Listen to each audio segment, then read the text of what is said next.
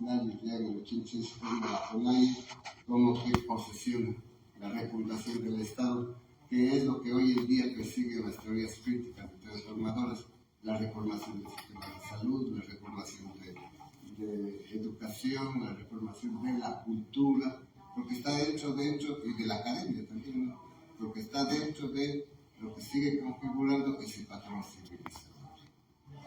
Qué necesario es tener estas herramientas como esta propuesta, este inicio, este punto de partida, cuando hablamos también de la pluriversidad.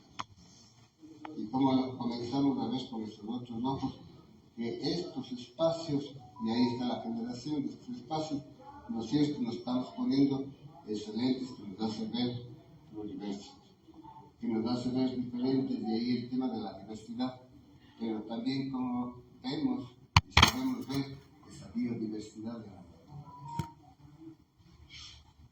Ahí he puesto que es ese tema de sistemas de peligros a pasar a usted. Ahí podemos ver el tema de estos enfoques, de estos mecanismos que estamos haciendo, de esta propuesta del Congreso, que hay una parte que es teórica, pero hay otra parte que es vivencial, y que va más allá de lo vivencial, porque ese es el llamado de la planta sagrada que nos une, que unió desde los cañares, desde los sitios, y como en la continuidad nos sigue invocando. Entonces, el vivencial, no puedes hablar de la búsqueda de visión si es que tu espíritu no se ha ido a esas otras dimensiones, y en esas otras dimensiones sobre todo y centrado en el tema de esta reflexión, de esa palabra, de ese aliento. Y por eso es el amor y por eso es algo. Entonces ahí, para ver qué es esto que llamamos cosmovisión, que tampoco no es que sea originario, pero sin embargo queda ad hoc para describir el proceso histórico de los pueblos y nacionalidades.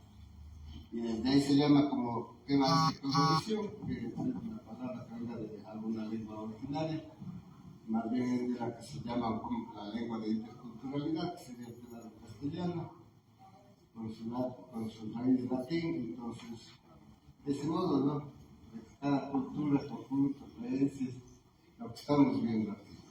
Ahí es que oíamos a las mujeres, o que oíamos las propuestas de medicina ancestrales de los diferentes pueblos, los enfoques que tenía el hermano de Guaraní, los enfoques que tenía Mama Irma, que estaba sentada ahí, el enfoque que tenía la representante de la CONAIE, ¿no es cierto?, como el enfoque del pueblo montubi, a ese nivel, y en ese enfoque, y ya estando en esas realidades, porque retroceder y confrontar no sirve de nada. Además, si es que no hay un interior de aprendizaje, peor. Entonces, sí, esa concentración, ¿no es cierto?, para que justamente cómo estamos interpretando la realidad y cómo estamos posicionándonos dentro de generar unos espacios vivir, es decir, la ciencia, los pueblos originarios, ¿qué hacemos frente a esos desafíos actuales? Pero ya con un tema de un engranaje de todos los aprendizajes, ¿no es cierto?, para dar un pasito en la vida. Y eso es lo que estamos diciendo, porque nos encontramos en la acción en el universo, en el conjugarnos, en el entresarnos, en el interrumpir y interpequeños. Entonces, hacemos. Entonces, esto que como ahora es la geografía crítica, que me parece muy interesante dentro de la academia, porque recoge no solamente las desigualdades, sino también esas otras miradas desde lo concreto, lo que hablamos, en el aquí, en el territorio, en el presente, ¿no es cierto? Y esa geomorfología sigue teniendo el mejor concepto, porque corre esa construcción del concepto con una trayectoria larga también, desde comprender cómo fundaban los pueblos, el coricanche, los seques que determinaban la conexión con los datos sagrados, como esa especie de tutelar. Y cuando hablamos de movimiento telúrico, es el movimiento telúrico, cómo encuentra esa movilidad, ese diálogo, pongámosle así, en esos datos bajos, los datos sagrados, en nuestra geografía sagrada, en ese tipo de geología y cómo convierte el paisaje sagrado. Y ese paisaje sagrado es cristalizado cuando nos ponemos en la gobernanza y entendemos lo que es la cultura. Y cuando podemos entender que la cultura viene y se sobresale en este territorio, Situma, Cañari, Inca, ¿no es cierto? Hay que comprender lo que es la chaca y lo que es vivir en comunidad. Y ahí como se complementa lo que pasa arriba, pasa abajo, el Aini y el Ur, y podemos comprender, ¿no es cierto?, esa interacción, como en el cuantro de los mapuches ponen en la cuatripartición y ponen que arriba está la familia divina y acá abajo está la familia humana, y la relacionalidad es lo que nos une en ese vínculo sagrado y gregario en el colectivo. ¿Qué es lo que un poco alimenta esta transmisión, estas cosas? Esas realidades y estos espacios que nos estamos viviendo estos días aquí en el Congreso mismo, o cuando ya nosotros tenemos la conciencia de luz y vamos a esos espacios que la urbanidad traza, o que también en la ruralidad, y puedes entender con muchos más elementos qué es esto de ruralidad y de urbanidad, y qué es esto de la categoría de superioridad de lo urbano, porque ahí está el ilustrado, la inteligencia, etc. Y acá como empíricos, ¿no? ¿Dónde está el patrimonio vivo? ¿Dónde está el patrimonio cultural? ¿Dónde está el patrimonio alimentario? ¿Dónde está nuestra identidad y dónde está la lengua materna? Entonces, en ese sentido, esto, ¿cómo transmitirlo? En el aquí y ahora, en esta realidad. ¿Para qué?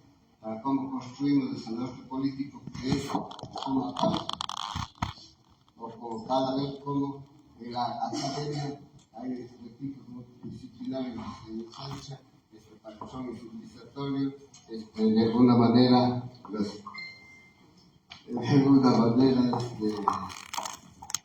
esta reproducción muy tecnológico y aliado al poder de la pública de la escuela. Entonces, ¿cómo entra para tener más herramientas estos relatos propios de sus propias características? Este mismo congreso nos está enseñando mucho, porque nosotros decimos cómo deconstruimos ese formato medio caduco de clásico de la presentación de ponencias, frente a la posibilidad de ensanchar a esas otras formas. Yo peleaba mucho de culturas vivas, o peleaba mucho del patrimonio vivo, porque son agentes de saber. Sí, los poderes económicos, pero ya son formas de ir ensanchando, ya son formas de oxigenar, ya son formas de ir como cimentando este duro aprendizaje. Veamos los 20 años de atrás cómo estaban y ahora. Ya podemos enfocarnos. Y mismos procesos de relación con las plantas de sagrado.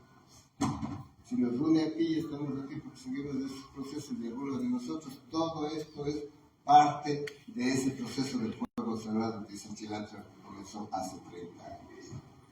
Donde que no hubiera encendido la luz, no se me ha dicho en este formato, que busca la división de danzas, al sol, danzas a la luna. Y una puerta, si queremos entrar al universo, o al ponernos de sus lentes, son y serán siempre las plantas sagradas. Y de eso toda la historia tenemos rasgos de signos, símbolos y mitos.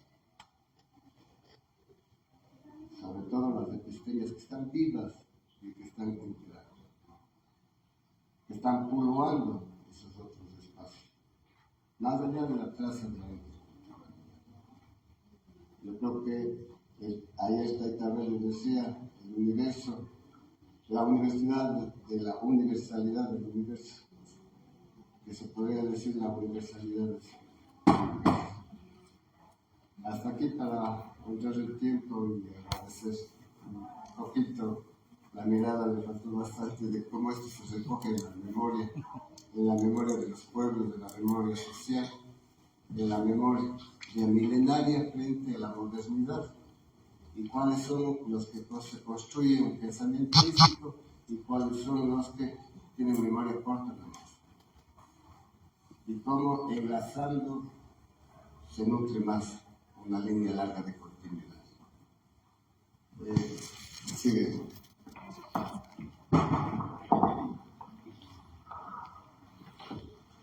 ¿Cómo afrontamos este desafío los mestizos de apropiarnos de esta cultura sin que por otro lado seamos tachados de que estamos usurpando o apropiándonos de una cultura y de alguna manera podemos hacer una especie de irrespeto o algo así? Entonces tengo la paradoja siempre. Era que te vayas a Claro, porque sostenía el compañero de representante del pueblo mestizo que tanto aquí en este territorio antes de la Cruz y la Espada ya había la conjugación. ¿Cómo entendemos el Tahuantinsuyo? ¿Cómo entendemos todo esto que estamos sustentando? ¿No? Muchas de la misma Chacán como espacio, tiempo y conexión y puentes. Entonces, y lo otro es que de los que vinieron había ya mucha mezcla. Entonces, ni aquí ni allá había una pureza, es decir, esto, ¿no? Pero sí había algo muy contundente que incluso dentro de esas confederaciones, en las articulaciones de esa forma de concebir el Estado, ¿no es cierto? Ya había la interacción. Y los conscientes plenamente habíamos que los victimarios, las relaciones para la productividad, la cultura, etc. Entonces, él recogía toda esa mirada de que, y ahora decía, más bien los mestizos como que estamos estigmatizados. Ya se valora más lo indígena, lo afro, los pueblos, entonces ahora el balance como el híbrido del mestizo y entonces como, ya. Entonces, una de esas cosas es enraizar. O sea, ya le digo una parte de tercera generación y nadie le puede decir nada. Mi abuela es una líder, tiene nombre de una calle, curandera y todo el tema, y aquí de acompañar y en el centro, entonces, y ligado al culto. Entonces, yo vengo allá y me enraizo, yo ya voy, pero entonces, yo soy no solamente cañar, sino todo para cañar. Porque esto me ha llevado a esa investigación, a esa profundización, a ese diálogo con la ciencia y el saber este conocimiento que ni siquiera está solamente en la línea de tiempo, sino son creaciones y en el proceso de búsqueda de edición. Ahí me salió la chica. Y ahí me salió cómo dirigir, con qué cromática y con qué elementos. De ahí salió que realmente se ponía el suelo acá, en ese formato, las 4 personas que están alrededor, etc. Entonces, todo eso para recoger en el tema cómo ha contribuido el Congreso, ¿no es cierto?, a que haya ese aprendizaje, y ese aprendizaje muy significativo, y que por fin podamos ver con mayor claridad, sobre todo el futuro, construyendo el presente. Y ahí concluiría para honrar. Muchas gracias.